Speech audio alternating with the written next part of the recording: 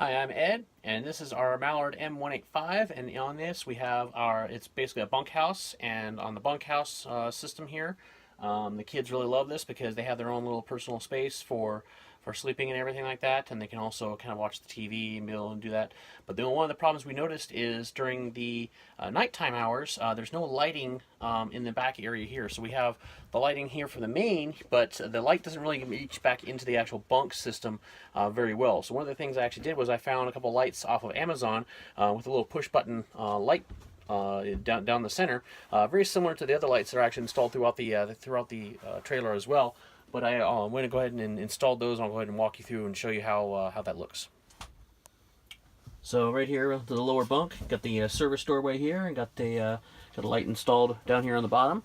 And then right here, there's the window up here. I have another light installed up here at the top. So for adding a light to the bottom here, this was a bit of a challenge because take the mattress off the top, and then what you do is there's a set of screws that are basically hold the plywood on top. So there's only one for this one panel. Pull that, and then I was able to slide this back, and then I was able to get in here, and then basically able to see where these little strut boards were. Drill a couple holes for the wires, and then climb up here, and then go ahead and splice in some power here.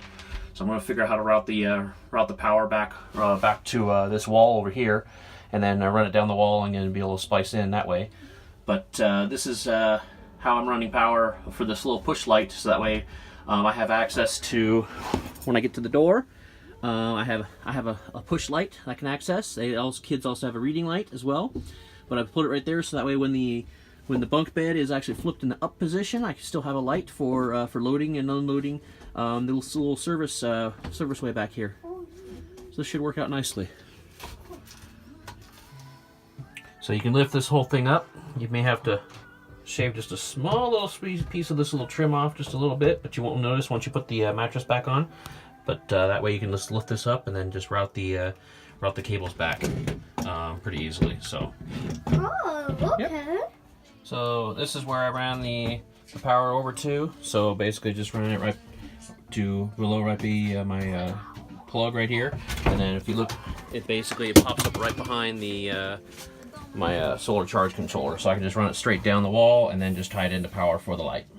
So for installing the top light, I was a little bit more limited on where I can run the actual wires. So what I actually did was just ran the wires straight over once I just screwed the light in, and then basically just ran it and just kind of tucked it into the seam up on the top, and then just use a kind of staple gun to kind of reinforce it and kind of push put it back into place.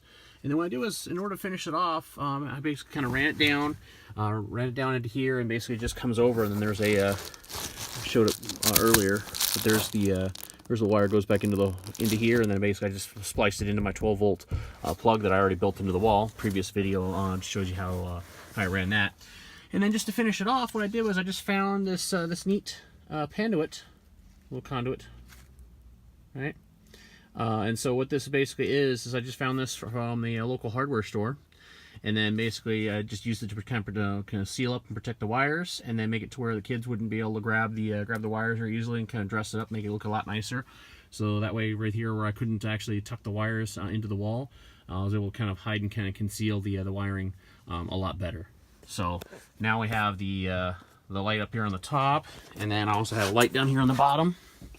And then so push this, there's the light, and what's really cool about these is if you have the light on for a little bit and then you turn the light off, the center dot is actually, you can kind of tell, you see it's kind of green right there, that's kind of the center dot is actually glow in the dark. So I'll put the links down below for this.